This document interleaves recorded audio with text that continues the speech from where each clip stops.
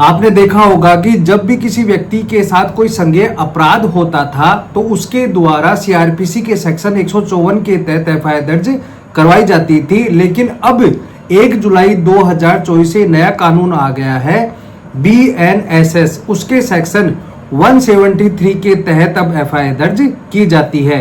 पहले यह होता था कि जब भी किसी पुलिस स्टेशन में एफआईआर दर्ज नहीं की जाती थी तो व्यक्ति के द्वारा न्यायालय में जाकर सीआरपीसी के सेक्शन 156(3) के तहत एफआईआर दर्ज करवाने के आदेश करवाए जाते थे और उसके बाद ये एफआईआर दर्ज होती थी। पहले के कानून में 156(3) धारा के अनुसार वह परिवाद दर्ज करवाया जाता था, लेकिन अब नए कानून के तहत जो बीएनएसएस यानी भारतीय नागरिक सुरक्षा संहिता के सेक्शन 175(3) के तहत अब न्यायालय में आप परिवाद के माध्यम से एफआईआर दर्ज करवाए जाते हैं।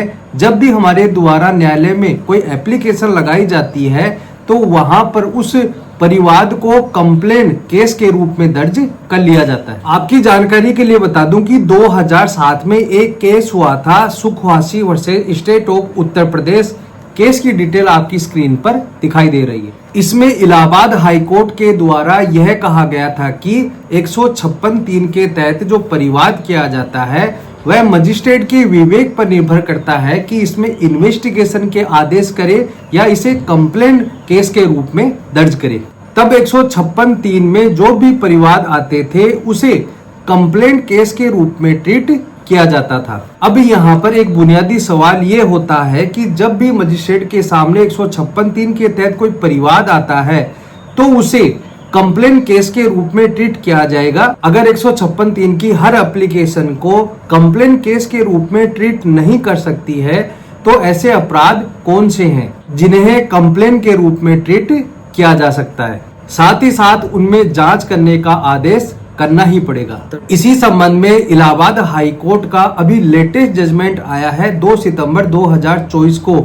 इसमें क्या टिप्पणी की जाती है, क्या जजमेंट दिया जाता है और उसमें क्या फैक्ट थे, इन सभी को जानने के लिए आपको वीडियो को अंत तक जरूर देखना होगा। तो बने रहे वीडियो के अंत तक। मैं हेमंत सैनी एडवोकेट और आप देख रहे हैं हेमंत अलविलो। वीडियो अच्छा लगा तो प्लीज इसे लाइक करें। अगर आप चाहते हैं कि ऐसे इंटरेस्टिंग वीडियो मैं आपके लिए बनाता रहूं तो प्लीज चैनल को जरूर से सब्सक्राइब कर लें। यह उत्तर प्रदेश के चंदौली जिले का मामला था। इसमें एक व्यक्ति के द्वारा SC/ST न्यायालय में एक एप्लीकेशन दी जाती है 156(3) सीआरपीसी के तहत उसमें जांच करवाने के लिए, और यह कहा जाता है कि मेरे साथ संज्ञेय अपराध कारित हुआ है। जब मैं पुलिस के पास गया तो पुलिस ने मेरी एफआईआर लेने से मना कर दिया, इसलिए मेरे को न्याय चाहिए। इसके तहत 156(3) का यह परिवाद मैं न्यायालय के समक्ष पेश कर रहा हूं। मजिस्ट्रेट के द्वारा यह कहा जाता है कि जो शिकायत करता था उसके द्वारा जो एप्लीकेशन दी गई थी उसकी जानकारी शिकायतकर्ता को थी। मतलब कि एप्लीकेशन में जो फैक्ट थे उसके बारे में शिकायतकर्ता जानता था और जो गवाह थे उनके बारे में भी शिकायतकर्ता जानता था, और शिकायतकर्ता के संज्ञान में सारे तथ्य हैं। उसे घटना के बारे में पता है कि किस प्रकार से घटना हुई, कहाँ घटना हुई, किस तरह से घटना हुई, इन बातों की जानकारी उसे थी। और यह कहा जाता है कि इस मामले में जांच करने की कोई भी आवश्यकता नहीं है और इस इस्तगासे को यानी इस परिवाद को कंप्लेन केस के रूप में दर्ज करने के आदेश कर दिए जाते हैं। अब आप ध्यान से सुनना कि जब SC/ST न्यायालय के द्वारा कंप्लेन केस दर्ज करने के आदेश कर दिए जाते हैं तो शिकायतकर्ता एग्रीव्ड होकर यानी परेशान होकर उस आदेश के खिलाफ जाता है इलाहाबाद हाई कोर्ट के पास, और इलाहाबाद हाई कोर्ट के पास जाकर 482 सीआरपीसी के तहत एक याचिका लगाई जाती है। वह मामला है Mukesh Kharwar versus state of Uttar Pradesh. 482 की याचिका जब लगाई जाती है तो इलाहाबाद हाई कोर्ट के सामने जाकर यह कहा जाता है कि जो ट्रायल कोर्ट है, जो SC/ST न्यायालय है, उसके द्वारा कंप्लेन केस के रूप में दर्ज करने का जो आदेश किया गया है वह गलत रूप से किया गया है।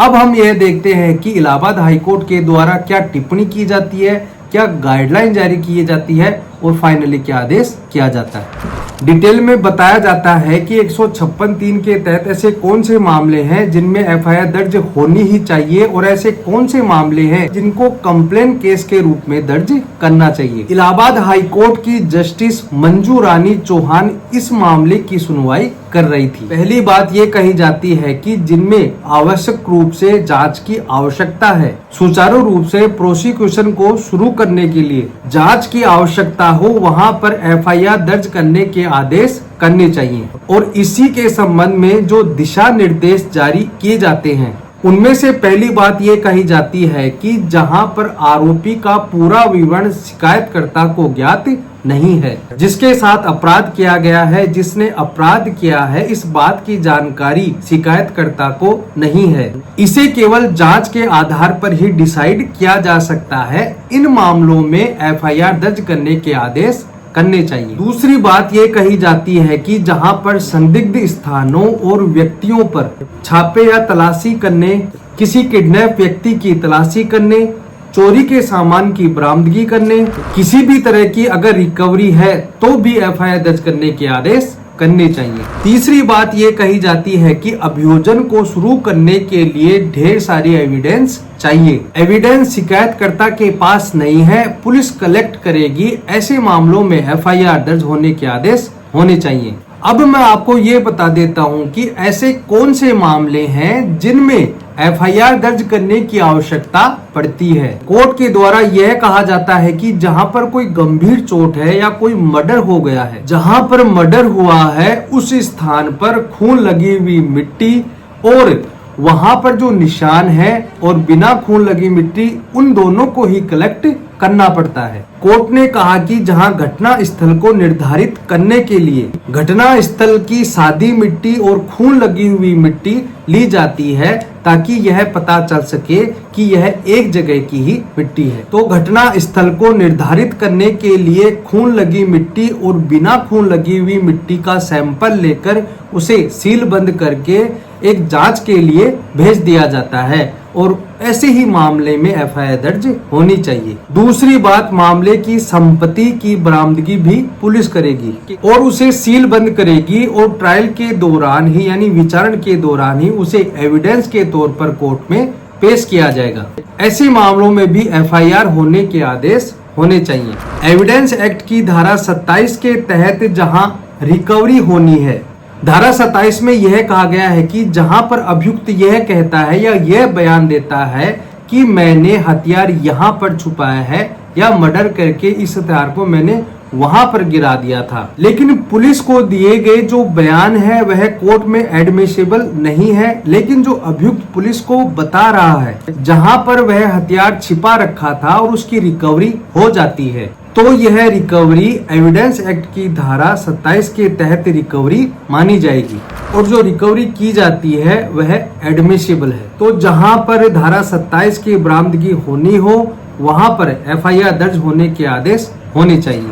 किसी तरह की जांच रिपोर्ट तैयार करनी हो तो वहां पर भी एफआईआर दर्ज होने के आदेश होने चाहिए। जहां पर विटनेस के बारे में जानकारी नहीं है कि घटना को होते हुए किसने देखा और किसने नहीं देखा, तो ऐसे मामलों में एफआईआर दर्ज होने के आदेश होने चाहिए। इन परिस्थितियों के अलावा जहां पर सारे फैक्ट पता है, गवाहों को मालूम है कि किसी प्रकार की रिकवरी नहीं होनी है और किसी जांच की भी जरूरत नहीं है, ऐसे मामले अगर 156(3) के तहत आते हैं तो उनमें जांच के आदेश करने की कोई भी आवश्यकता नहीं है। इस प्रकार की बात कहते हुए इलाहाबाद हाई कोर्ट के द्वारा एक और टिप्पणी की जाती है। यह ध्यान में रखा जाना चाहिए कि पुलिस की डायरी में अनावश्यक मामलों को जोड़ने से मामलों के संबंध में उनकी दक्षता कम हो जाएगी जिनमें वास्तव में जांच की आवश्यकता है। इसके अलावा अध्याय 15 के तहत संज्ञान लेने और कार्रवाई करने के बाद मजिस्ट्रेट धारा 202 के सब क्लोज ए के तहत जांच के भी आदेश दे सकता है। कंप्लेन केस में सीआरपीसी के सेक्शन 200 व 202 के तहत अगर बयान हो जाते हैं और फिर भी मजिस्ट्रेट को यह लगता है कि इसमें जांच होनी चाहिए तो जांच के आदेश भी कर सकता है। तो इस प्रकार से इन सारी बातों को डिस्कस करने के बाद जो ट्रायल कोर्ट ने कंप्लेंट केस के रूप में दर्ज करने का आदेश किया था, इलाहाबाद हाई कोर्ट के द्वारा उस आदेश को समाप्त कर दिया जाता है और 482 सीआरपीसी की जो याचिका है उसे स्वीकार कर लिया जाता है और एससी और एसटी न्यायालय को यह डायरेक्शन दिया जाता है कि मामले की दोबारा से सुनवाई करके 1 महीने के भीतर उसमें दोबारा से आदेश पारित करे। तो इस प्रकार से सीआरपीसी के सेक्शन 156(3) के तहत यह डायरेक्शन और आदेश दिया गया। तो दोस्तों आज के लिए इतना ही। वीडियो अच्छा लगा हो तो प्लीज इसे लाइक करें। अगर आप चाहते हैं कि ऐसे इंटरेस्टिंग वीडियो मैं आपके लिए लाता रहूं तो प्लीज चैनल को सब्सक्राइब जरूर से कर लें। धन्यवाद।